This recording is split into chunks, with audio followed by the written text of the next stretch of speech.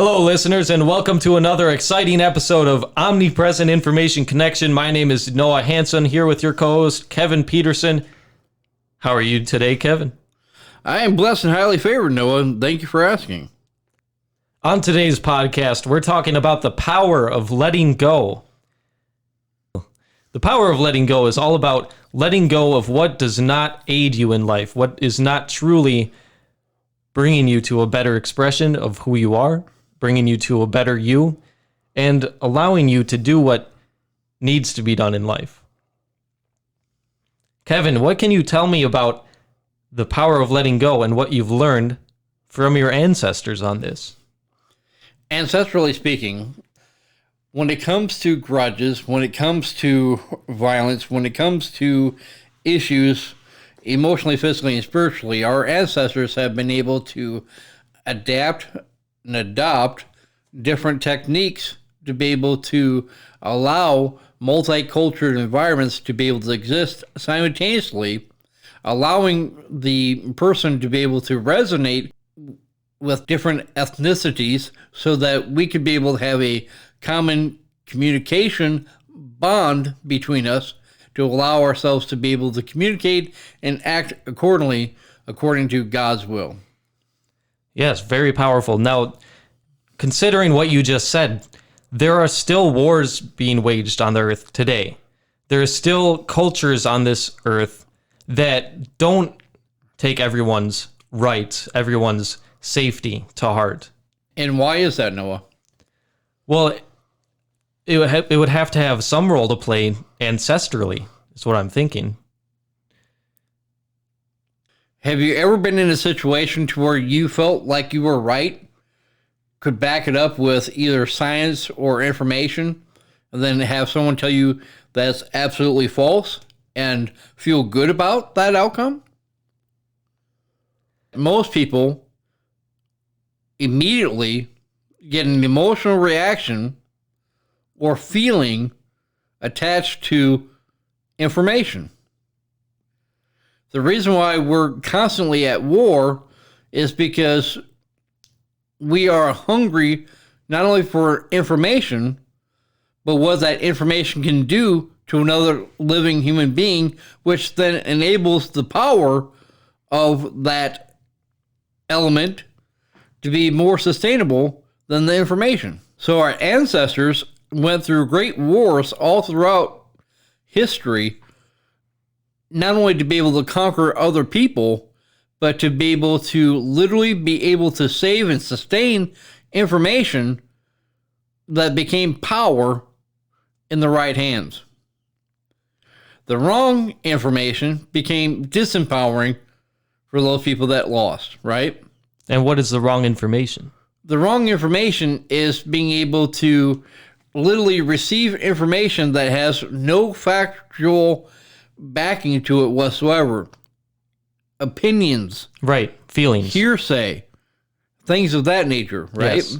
Versus being able to actually ask all these different technical field people to be able to get the information, right? Yeah, people with data. Yes. And considering racism, a huge issue in today's American culture. It only exists for those people that want to entertain it. Right. And as far as racism is concerned, if you have the data that it's really not a race thing, it's only a difference in melanin in people's skin, but we are all of the same race. So racism is actually the wrong term. It's actually melaninism that people are experiencing when they hate someone specifically for their skin color. Right. If people have that data, it's going to be much more likely that they're going to be able to wrap their head around their own racism if they're at a point where they can even do that, because, you know, people's free will kind of gets blocked out sometimes. Right. When they go down the wrong track for too long. It's an ancestral thing. How if you're taught that by your elders, by the people who are teaching, training, motivating, directing, and guiding you in life, and they're teaching you the wrong things, then that's something that eventually has to be let go of if you're going to actually get in touch with reality. Correct. But there's other things that are even deeper than racism. Yeah. Oh, yeah. So can you name some of those things? Well, yeah. Individualism. Yep. That's going by the wayside. Yep. For you to be able to do something as an individual that is so unique and so different from anyone else, well, you're being exercised for being able to be original.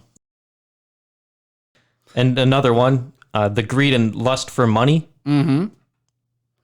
If you're striving simply for money in life, then there's no real higher level of attainment besides what's material. Right, correct.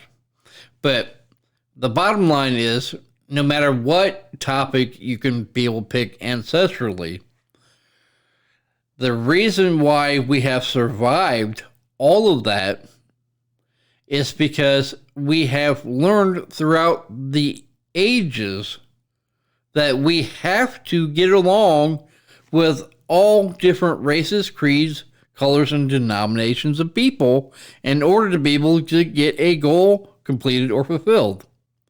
It's physically impossible if individualism were rampant for anyone to get anything done because they would all have their own individual opinions on it, right? Right.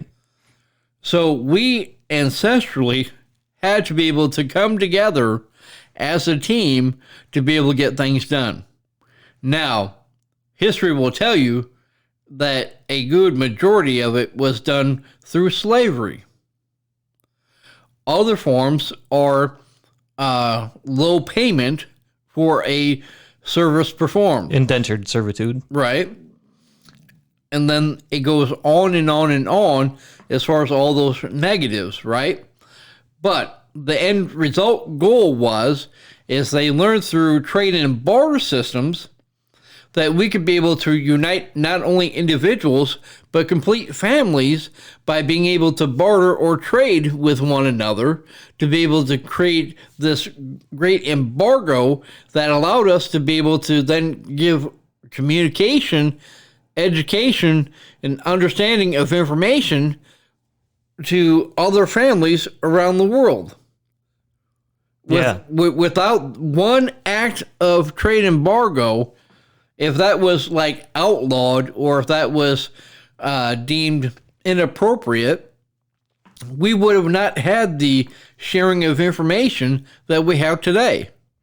So our ancestors literally had to be able to create a system in order for information to be able to be spread from one person to the other, to the other, to the other, harmoniously across the board, unified across the board, so that we could be able to have the information that we have today to be able to do something proactively for tomorrow, right? Yes, and being able to share technology all around the world. Well, but it's more than just technology, right? Yeah. I mean, food. Being able to take food to places that are starving, which is still not accomplished fully in this world. Any information that produces a positive result is valuable. You name the topic, and then there's the result, right? So if you know on how to be able to grow a crop, and you share that information, then many people are growing crops, right? Exactly. So information is power, but it's on how you make it empowering is being able to have everyone know about the information versus just a few people, right? Yeah, and if you don't know how to let go of certain influences in your life that are wrong, then you can never have that interaction with that other person who's a stranger to you. Correct. Because the bottom line is that a lot of people, once they find the right technique for doing something, harbor it or keep it for themselves or to a certain group of people and not let all the world have it, because if all the world had it, then they're not unique or special, right? Yeah, or they're afraid of what the world will do when they have it. Correct. So ancestrally wise is that we had to be able to come up with a information agreement, and it was basically when one person said one thing to another person, there was an agreement that was made that it would only be said throughout certain channels so that there could be control over the information so it could not be used against them moving forward on in life, right? Yes. So the bottom line is information is power. And you got to let go of the heretical information, the information that's not truth. Right. In order for the truth to be surfaced, right? Mm-hmm. So now you go to biblical wise. In the Bible, when it comes to letting it go, the topic for today. What does the Bible say about letting go? When you're talking about biblically and letting things go, there are many accounts to where you can be able to read in the Bible to where people had to make immediate decisions, not based upon emotion, but upon fact. And in these decisions that were made is how the outcome resonated. And since there are so many let it go moments within the Bible is really a great source for being able to see clearly how not only our ancestors did things, not only in how Jesus spoke about things, but how things ended up in the end for all of humanity. Because even Jesus on the cross had to be able to let himself go so that we could be free today. Very true. So, with that being said, is that I encourage you to be able to pick up a Bible and be able to read these different stories. Or if you would like to be able to reach out to us, you can be able to catch us on Messenger, or you can be able to email us, or you can be able to go to the website and get our other contact information. But the bottom line is that the reason why the Bible is so powerful and potent when dealing with letting things go is because everyone in the Bible learned these valuable lessons that I'm about ready to bestow upon you today. And the first one is understand that the relationships that you thought you'd have are going to be different than the ones you actually have. Everyone in mind has an idea of the ideal relationship to be able to get into with another human being. Everyone thinks that if they get with this person or that person, that this is going to alter or change or improve their life in some way. But often at times, if you're not choosing someone that actually is better than you, emotionally, physically, and spiritually, then you end up teaching, training, motivating, directing, and guiding that person to be the person that you're wanting them to be in the first place. And that doesn't become a relationship, that becomes a coaching session. True story. Yes. So the second point is don't be invested in the outcomes when it comes to dealing with people, because it often leads to disappointment. I can't tell you enough times where people have said, it's up to you to be able to set the example for others to follow, because if I don't set the example, then who, right? So it's important to be able to know who's actually setting the example, following the example, and teaching the example that you want to be able to have taught. Because if it's not resonating with everyone, or at least the masses at least, then what ends up happening is that miscommunication comes in, and then everything gets distorted because of the lack of clarity in the information that you're sharing with them in the first place. Make sense? Yeah, that's very deep. Number 3, don't live in chains when you have the key. I'll say that again. Don't live in chains when you have the key. What I'm saying to you is don't be a slave to yourself when you are the actual key that can unlock your own slavery. We live with self-limiting beliefs that we let define who we are as people every day. Where do these belief systems come from?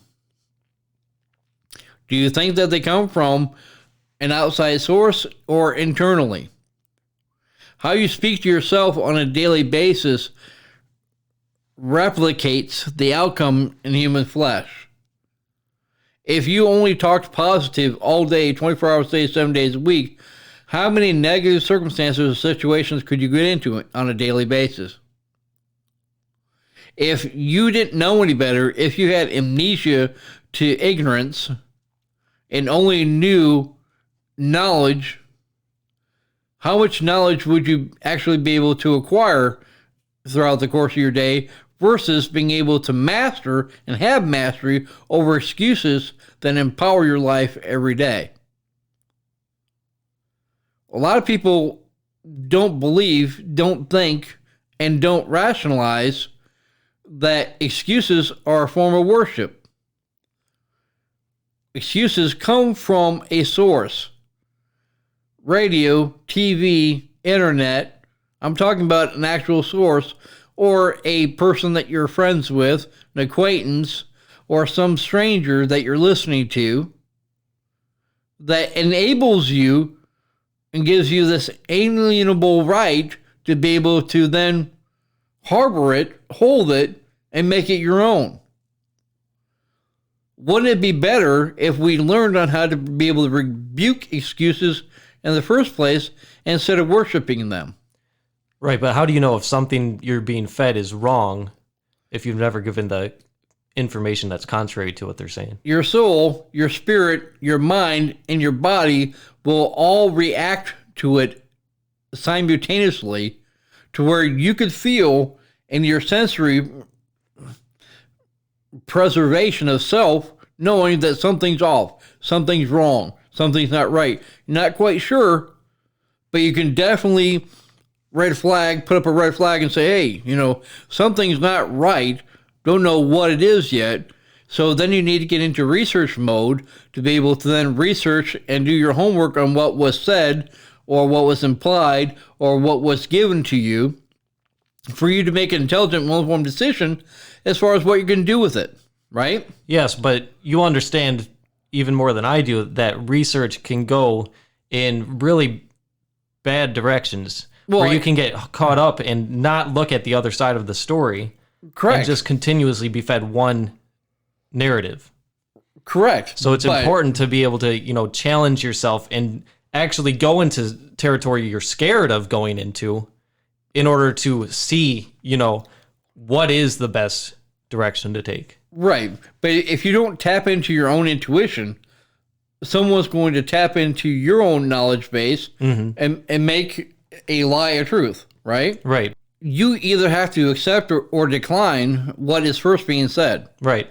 Second, then, is your responsibility as a man or a woman of God to be able to do your homework and your research to be able to figure out what's going on. Yes. Then third, if it is resonatable and it is the truth, then you want to be able to give as a gift information that empowers another living human soul so that you can resonate with another living soul so that you two become one with God, and that information then becomes the outcome together as one entity, right? So you're saying that when you tell someone that they are empowered, when you tell someone that it starts with them and their choice, and then you give them the right information, then that's the way to be able to show them what their intuition has already been telling them. But I think there has to be more of an emotional threshold that you need to cross in order for someone to actually turn from something that's been holding them in slavery. Absolutely. But here's the one thing that people fail to do is be so honest and raw and real with someone that emotionally, physically, and spiritually, there are times that I cry when I talk to people. I have to let them know that the reason why I'm crying is because the information that I'm about ready to present to you is so intimate and so raw and so real that I know how it feels firsthand to be able to be told this information inappropriately.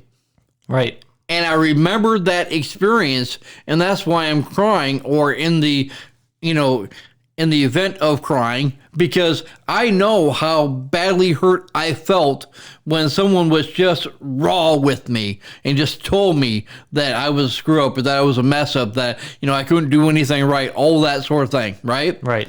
And then I had to be able to, I had no one no one that I could be able to fall back on to be able to say, hey, is this person right? I had to be able to make an intelligent, well-informed decision right there on the spot. Yes. To be able to then do something proactive with it, and then from there to be able to handle the reaction after that.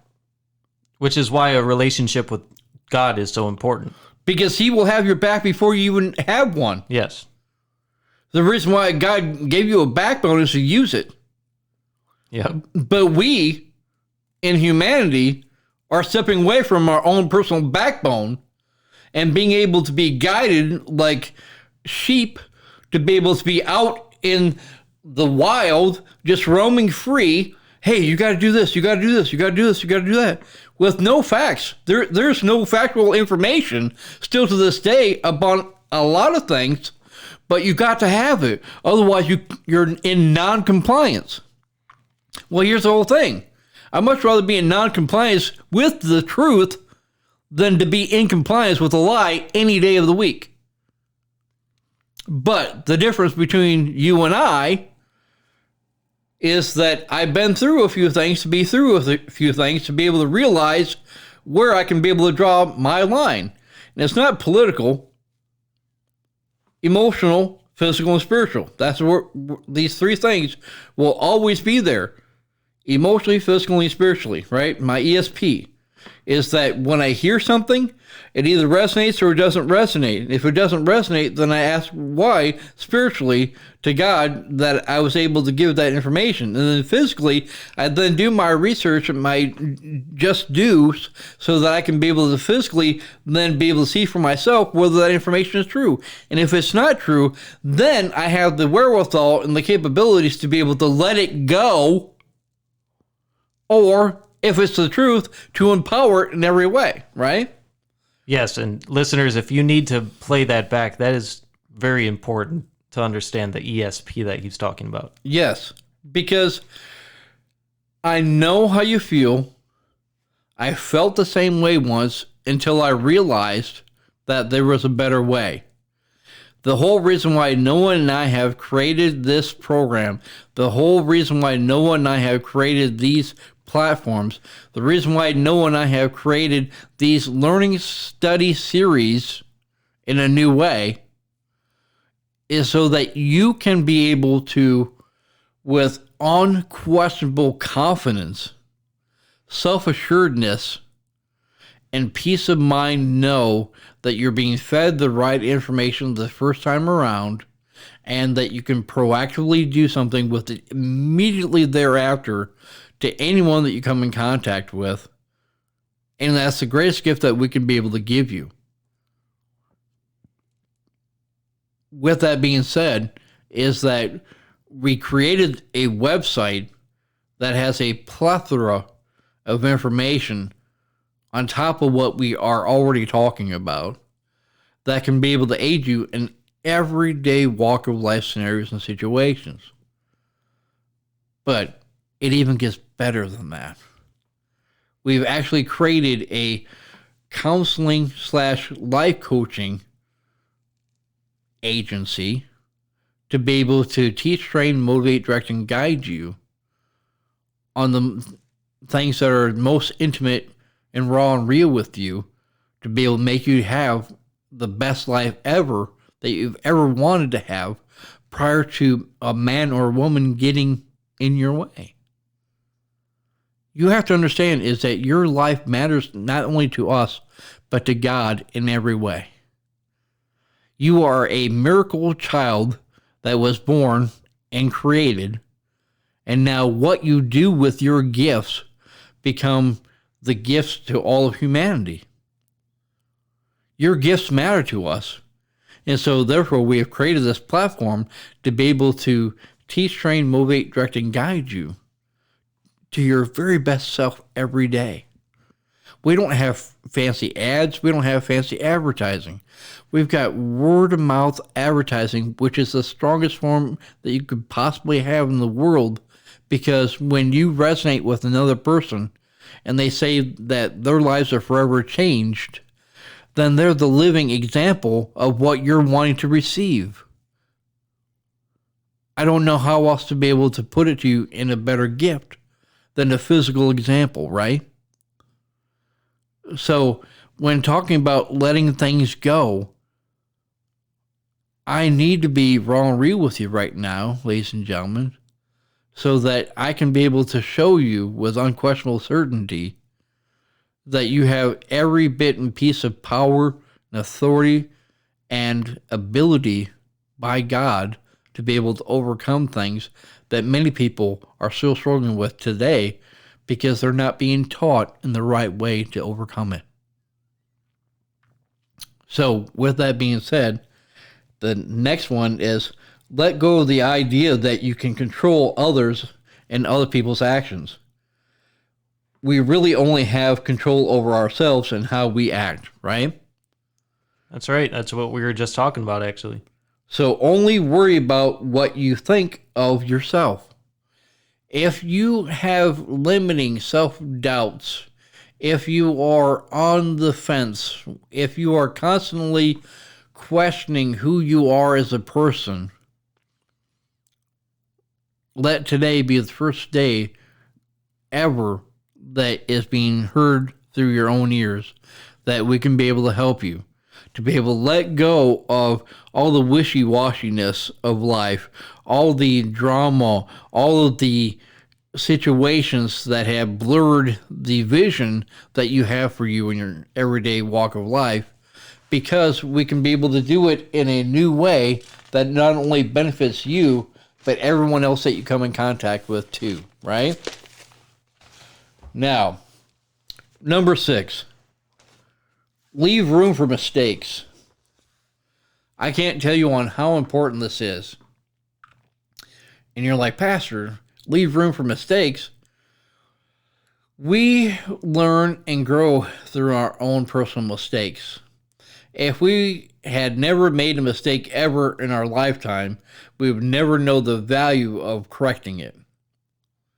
So when you make a mistake, instead of getting all mad and angry and hateful and spiteful and feeling down about the situation. Right. A woe is me situation often can come from that type of mindset. I want you to flip the switch. I want you to be able to be thankful that you have the cognitive ability to recognize that you made a mistake in the first place. Right.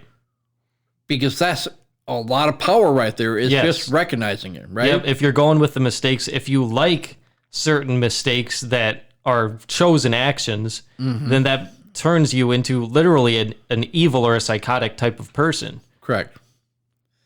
So, leave room for mistakes. Allow the mistakes to be able to manifest, appear, arrive, and then learn from the mistake so that it never, ever comes back.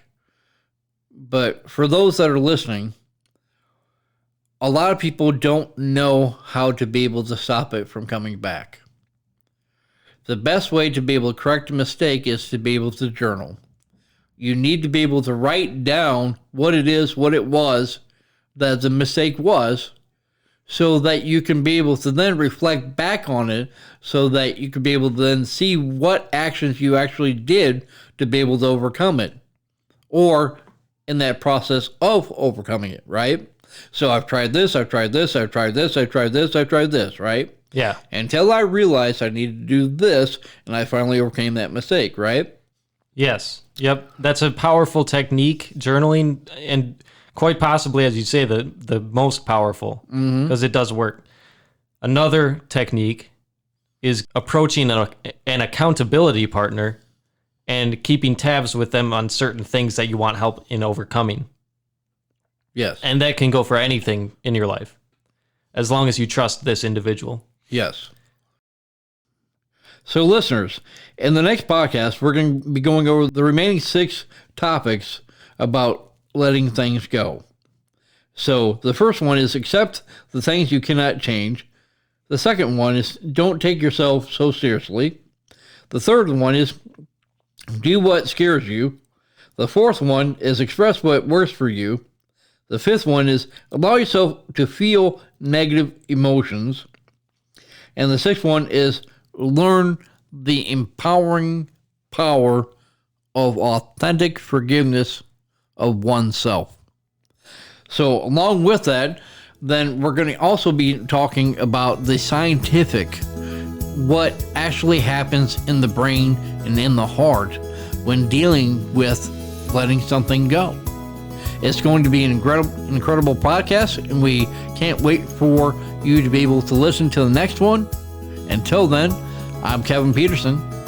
And I'm Noah Hansen. And this is the Omnipresent Information Connection podcast. Thank you for listening, and have a great rest of your day, and God bless you in every way.